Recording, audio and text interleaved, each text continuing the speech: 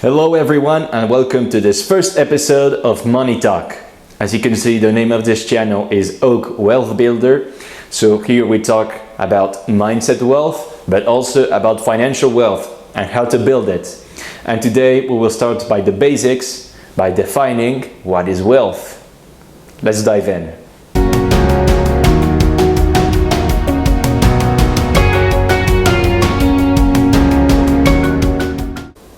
First of all, what is wealth?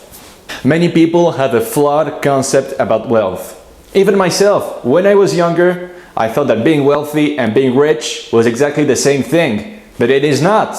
Being rich simply means having a high income at the end of the month, because maybe you are a surgeon or you are the CEO of a company, so you have a very high salary. That's being rich. It's because you have a work that gives you a lot of money. Being wealthy, on the other hand, is possessing a lot of assets and earning an income whether you work or not. Even if you are sleeping, you earn an income because you are wealthy. To take the definition of Investopedia, wealth is the measure of all the assets of worth owned by a person, a company, or an institution. So you see here very well, being rich is earning a lot, and being wealthy is possessing a lot. You can be rich and not being wealthy at the same time, because your work gives you a lot of money, but you do not possess anything. You don't have any assets. So the day you stop working, you're not rich anymore, because there's no more money coming in. And being wealthy, well, it's much better than being rich, because when you are wealthy, you earn an income, whether you work or not, even when you are sleeping. I will share with you a little anecdote. When I was in the United States, that was already a few years ago, I remember I visited a very exclusive country club in Florida. And I remember I was talking with the manager of the country club, and obviously she knew and talked a lot with very wealthy people. And she told me, you know what's the difference between all those people in this country club and normal people?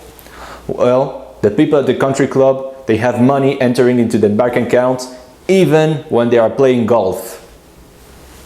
And that day, it was my aha moment. That's the day I finally understood what being wealthy means.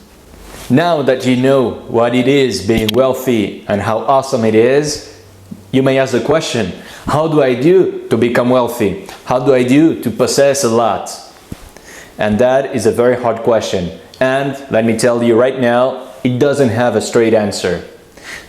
There is no magic formula you can implement to become wealthy just like that. That is why there are many tools available for that. There are stocks, bonds, real estate, commodities, mutual funds, and so on and so forth. And those are called asset classes. And for somebody who's new about wealth, it can really be overwhelming. And maybe you don't know how to navigate between all those asset classes and what they represent and how they can help you to build your wealth. That is why I developed a framework, a simple way to analyze all those asset classes and see how it contributes to your wealth building journey. I call this the Wealth Building Scanner, and it has 4 components. The first component of the Wealth Building Scanner is cash flow. It just answering the question, is that asset bringing me cash flow? And cash flow is money that gets into your bank account without you doing anything. For example, I buy a bond that costs me $100 and it gives me 5% interest every year. Okay? Those $5 are getting into my bank account without any effort from me. A salary, for example, is not considered as a real cash flow because you have to work for it. Whereas the interest of the bond I just mentioned, that is real cash flow, that is passive income coming to your bank accounts. So always remember, cash flow is the first component of the Wealth Building Scanner. The number 2 component of the Wealth Building Scanner is appreciation. Appreciation is simply the fact that an asset you possess goes up. Its price goes up, so it makes you more wealthy. For example, let's say I buy a Microsoft stock for $100. and the next month it went up and it is worth $200. I am more wealthy of $100. Simple. But remember that appreciation does not mean more money at the bank. Here it is only potential wealth. Those extra $100 I have now in wealth can become real only if I sell the Microsoft stock. So never confuse worth and money at the bank. For example, we say that Elon Musk has a net worth of $200 billion. That does not mean that Elon Musk has $200 billion in his bank account. It simply means that all the assets, if we combine the price of all the assets he has, it is worth $200 billion. And it went up so fast the last months because the price of Tesla went up. So that inflated his net worth. So never confuse. Net worth is not money in the bank and appreciation is not cash flow. It's simply a price increase. The third component of the wealth building scanner is equity increase. This one is really cool. That is when you increase your equity, your net worth, but without depending on the price increase of anything. And you do that completely passively. Sounds confusing? Let me give you an example. Let's say I buy a house that costs $100,000 and I borrow $80,000 at the bank. That's a mortgage. So my equity on the house, my share of the house, is the difference between $100,000 and $80,000. So that is $20,000. That's the equity on the house.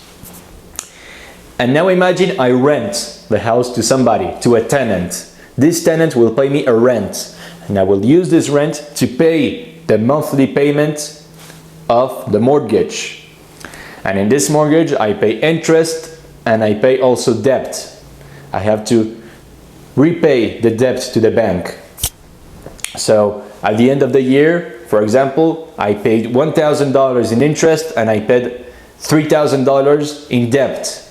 So that means that I have an extra $3,000 that becomes the share of the house, that become my equity of the house.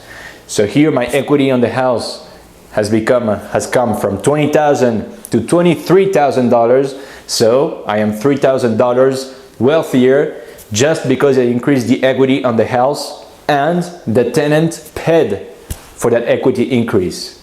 So you see, I do not depend here on the price increase of the house and I don't have to put more money. That's equity increase, 100% passive. Told you this one was really cool.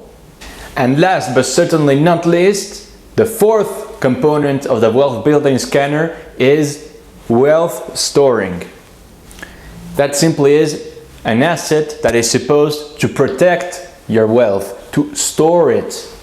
Because the problem is, money at the bank does not store your wealth. Why?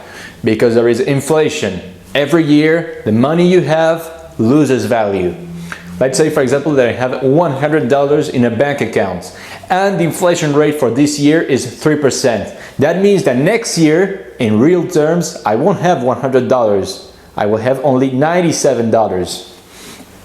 So you see the problem here. You cannot store money at the bank to store your wealth. That is not good enough. And that is why there are many assets that are supposed to do that, to compensate for inflation and that they don't go down in value in any circumstance. That is the assets that are made to store your wealth. The most famous ones are gold and precious metals. It doesn't work very well, but that is a topic for a future video. There are other assets that do that job correctly, that store your wealth and at least adjust for inflation. Okay, they compensate for inflation. Those are collectibles. Those can be luxury watches, wine, stamps, sports cars, jewelry, or even firearms. Those are all assets that will never go down in price, theoretically, and that compensate at least for inflation. Very important. So always store your wealth intelligently. Alright, that's it for the first episode of Money Talk. Today you learned what is wealth, what is the wealth building scanner and its fourth component, cash flow, appreciation, equity increase and wealth storing. And I will see you soon for a next episode of either Money Talk or one of my self-development videos. And I will see you soon for the next one.